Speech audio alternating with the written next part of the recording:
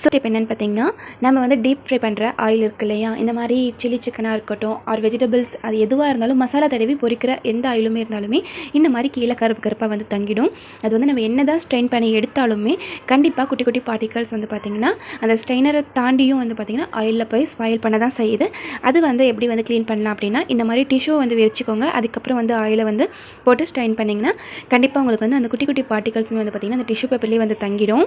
But என்னென்னா அது வடிகட்டி இறங்கிறதுக்கு கொஞ்சம் டைம் ஆகும். ஸோ நான் வீடியோவில் காட்டுற மாதிரி கொஞ்சம் டிஷ்யூ ஈரமானதுக்கப்புறமா இந்த மாதிரி நகர்த்து விட்டிங்கன்னா கண்டிப்பாக வந்து குயிக்காகவே வந்து பார்த்திங்கன்னா உங்களுக்கு வந்து ஸ்ட்ரெயின் ஆகி வந்துடும். அதுக்கப்புறம் வீடியோவில் பார்க்குற மாதிரி இந்த மாதிரி ஃபோல்ட் பண்ணி லைட்டாக ப்ரெஸ் பண்ணி விட்டிங்கன்னா கம்ப்ளீட்டாக நம்மளோட ஆயில் எல்லாமே வடிகட்டி வந்துடும்.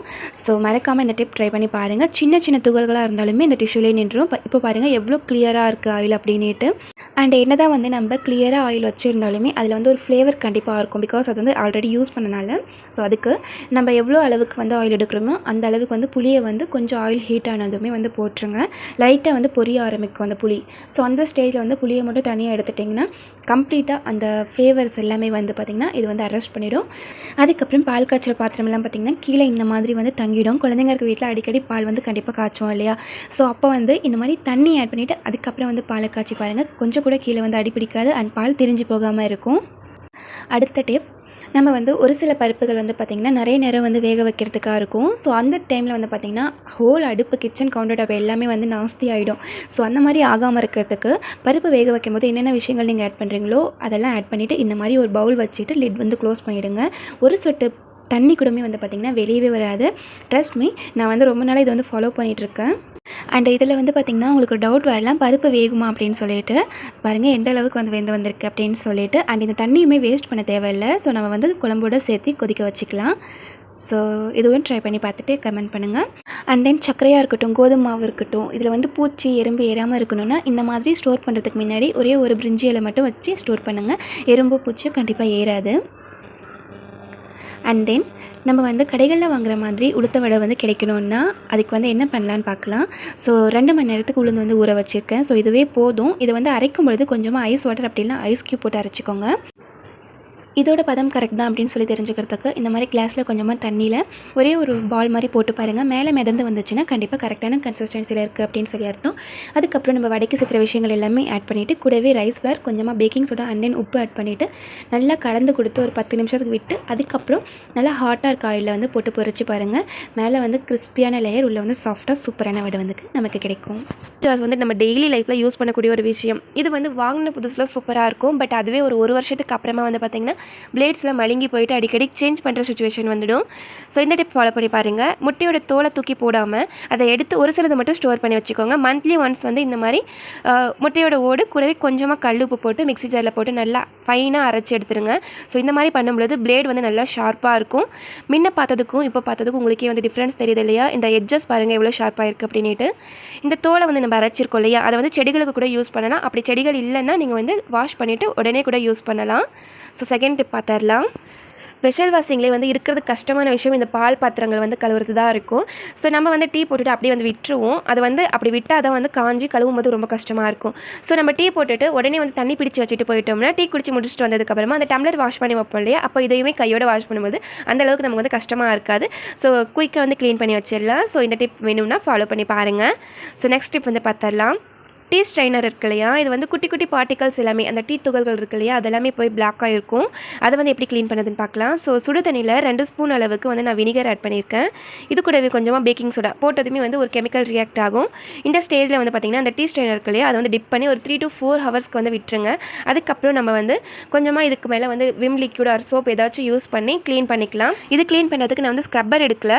இந்த மாதிரி டூத் ப்ரஷ் நம்ம வந்து பழசாக ஏதாச்சும் வச்சுருப்போம் இல்லையா அதை வந்து வச்சு க்ளீன் பண்ணும்பொழுது ரொம்ப அந்த குட்டி குட்டி பார்ட்டிகல்ஸுமே வந்து அழகாக ரிமூவ் ஆகி வந்துடும். ஸோ இந்த மாதிரி ஸ்க்ரப் பண்ணிவிட்டு எகைன் அலசிட்டு அதுக்கப்புறம் மறுபடியும் ஸ்க்ரப் பண்ணுங்கள்.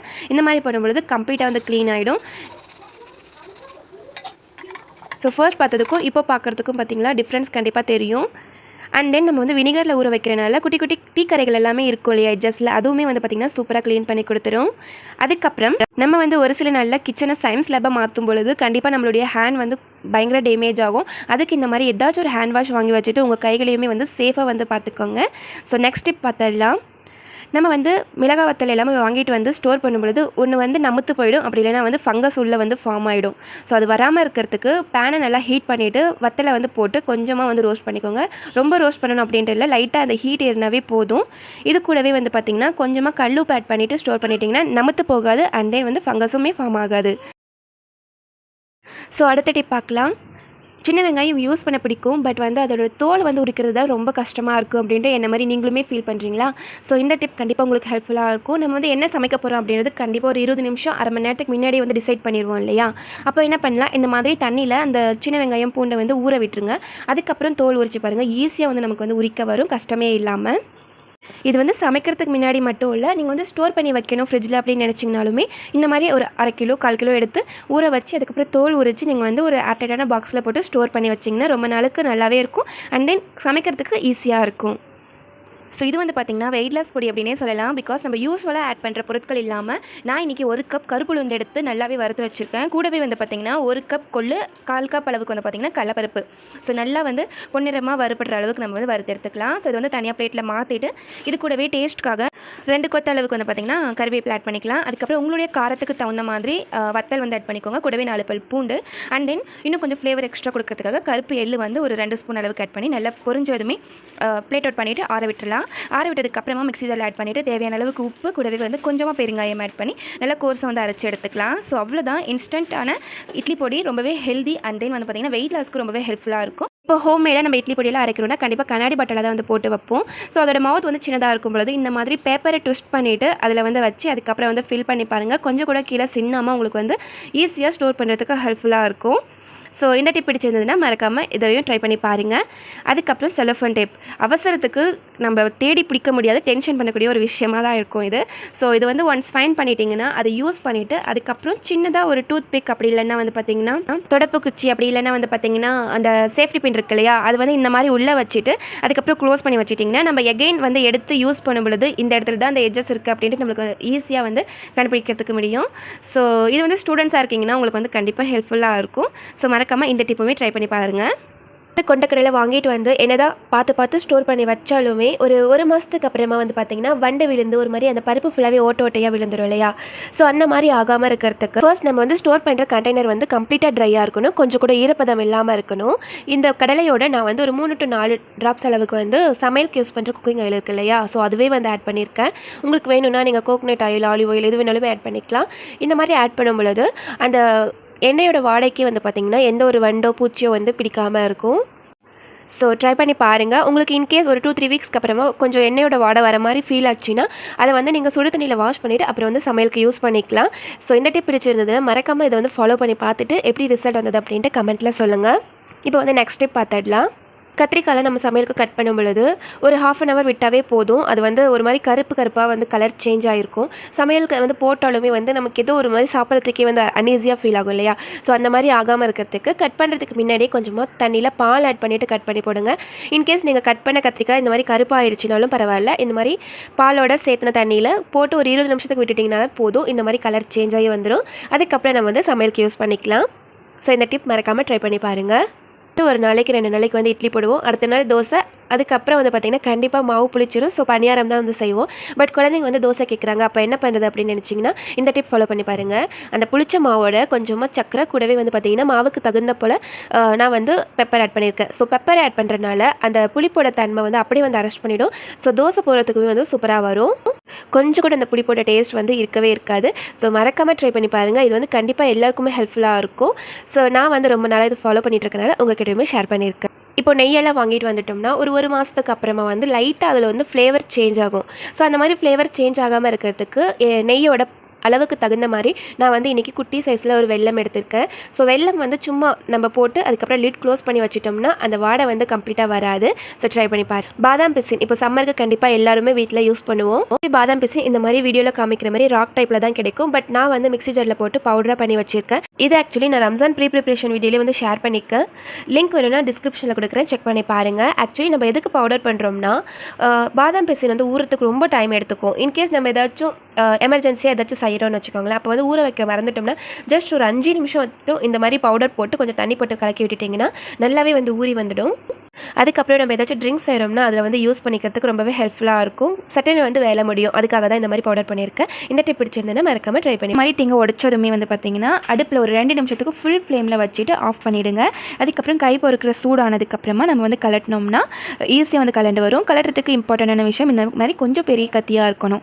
ஸோ இந்த மாதிரி வந்து எடுத்தோம்னாவே ஜஸ்ட்டு நம்ம வந்து சூப்பராக கலண்டு வந்துடும். இதுக்கு ரீசன் என்னென்னு பார்த்திங்கன்னா நம்ம அடுப்பில் வச்சு ஆன்ஸ் கொடுக்கும் பொழுது அது என்ன ஆகும்னு பார்த்திங்கன்னா சைடில் இருக்கிற ஈரப்பதம் எல்லாமே கம்மியாகிட்டு நமக்கு வந்து தேங்காய் வந்து லைட்டாக விலகி வரும். அந்த டைமில் வந்து நம்ம கலட்டிக்கலாம். நம்ம வந்து பாக்ஸ்லாம் பேக் பண்ணும்பொழுது இந்த குக்கருடைய ப்ரெஷர் வந்து கம்மியாகிறதுக்கு ரொம்பவே லேட் பண்ணும். அந்த ஸ்டேஜில் வந்து நம்ம என்ன பண்ணுவோம், கிளாஸில் தண்ணி பிடிச்சி மேலே ஊற்றுவோம். அப்படிலாம் டைரெக்டாக பைப்பில் கூட காட்டுவோம். பட் அது வந்து பயங்கர டேஞ்சர்.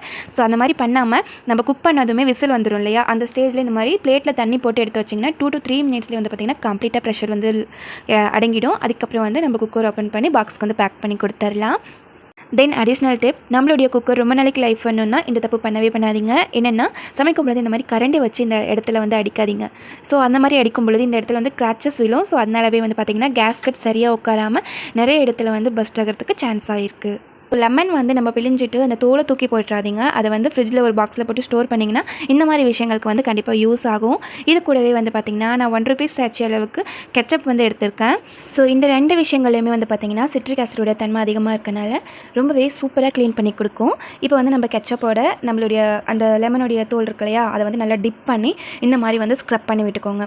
ஸோ இந்த மாதிரி பண்ணும்பொழுது வந்து பார்த்திங்கன்னா ரஸ்ட்டாக இருக்கட்டும், அப்படி இல்லைனா ஃபங்கஸாக ஃபார்மாக ஏதாச்சும் ஆகினாலுமே சூப்பராக வந்து க்ளீன் பண்ணி கொடுத்துரும்.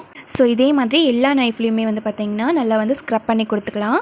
ஸோ அந்த மாதிரி கொடுத்ததுக்கப்புறமா ஒரு 2 to 3 மினிட்ஸ்க்கு மட்டுமே வந்து பார்த்திங்கன்னா ஊற விட்டிங்கன்னா போதும். நல்லா வந்து அதில் இருக்க அழுக்கு எல்லாமே வந்து வெளியே வந்துடும். அதுக்கப்புறம் வந்து நம்ம வாஷ் பண்ணிட்டு வந்துடலாம். ஸோ இப்போ பார்த்திங்கன்னா வாஷ் பண்ணிட்டு வந்தாச்சு. ஸோ இப்போ வந்து இப்படியே வந்து நம்ம ஸ்டோர் பண்ணிடக்கூடாது. ஸ்டோர் பண்ணுறதுக்கு முன்னாடி வந்து பார்த்திங்கன்னா கத்தியை இந்த மாதிரி டிஷ்யூ அப்படி இல்லைன்னா கிளாத் வச்சு நல்லாவே தொடச்சி விட்டுருங்க.